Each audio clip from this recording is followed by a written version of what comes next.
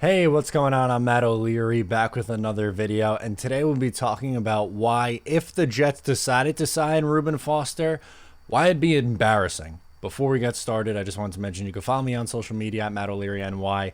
If you haven't already, please make sure to check out the Just Jest podcast wherever it is that you get your show. So let's tell the story of Reuben Foster. He was the 31st overall pick by the San Francisco 49ers in 2017. Now, 2017 was the first year that Robert Saleh was the defensive coordinator for the 49ers, where he spent 2017 through 2020.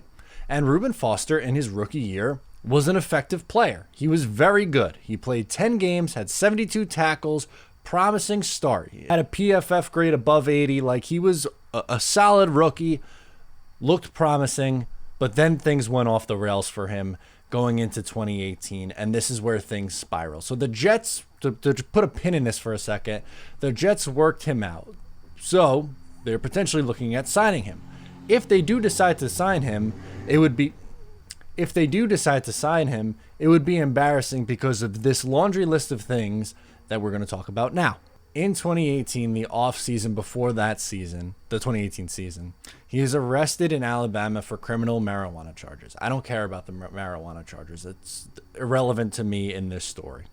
The next few are the issue.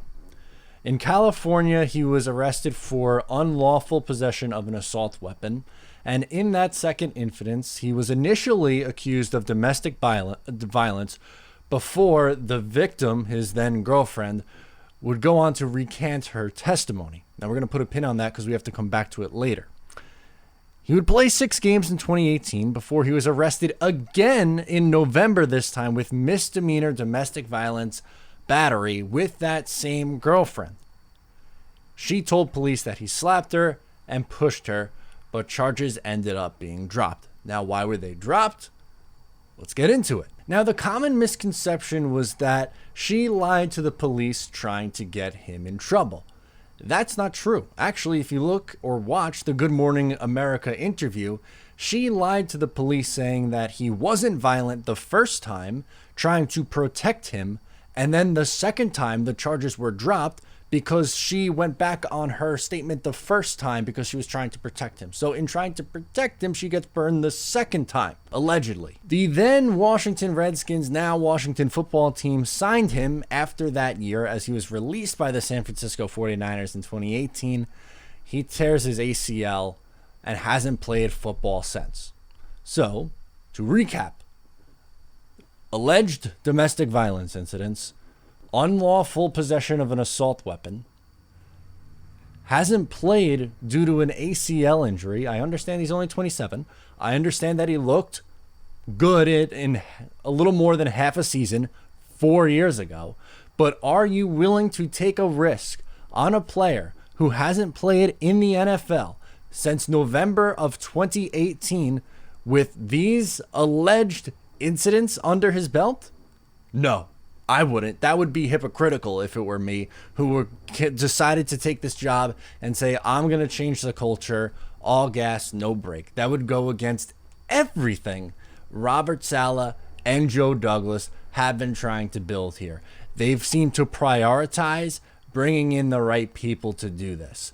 And if you're going to go that route, why risk it on a player whose last productive season was 4 years ago when he was 23. He is now 27.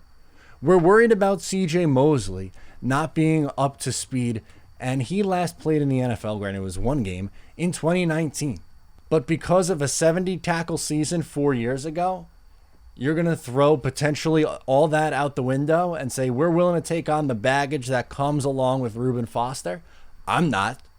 I would say no thank you. I'm completely okay with rolling with what the Jets have in Nasruddin and Sherwood, because we know up the middle it's going to be Mosley, and even rotating Blake Cashman in. I'm good with that. Find another piece on the waiver wire. That's fine. I am all good with an alleged domestic abuser, have to say alleged, and someone who hasn't played in the NFL the last 2 years because of injury. This would be a mistake. And it would be embarrassing for this organization to come out and say, yeah, that's the guy we're going to bet on. No, thank you. I would not do it. If I'm Joe Douglas, if I'm Robert Saleh, I'm all set. And I know Robert Saleh came out and said, I know this guy. I know that's not his character. Paraphrasing, but he essentially said, I wouldn't bring someone in here who would question our integrity. Again, a paraphrase on what he said. But I don't know how that's the case with everything that's gone on in his life. So, yeah, I'm not willing to take on that risk. If you are, that's fine. I'm not gonna you're not gonna convince me. I'm not gonna convince you. That's just how it is. That's just what I think. I personally am okay with giving people second chances, not third and fourths. This guy doesn't deserve another chance on top of this. So I would be upset if the Jets signed him. Let me know in the comments, sound off, or on social media. Should the New York Jets sign Reuben Foster? Let me know. Get at me on social media. Thanks so much for tuning in today. Make sure to subscribe if you are new, and I'll talk to you next time.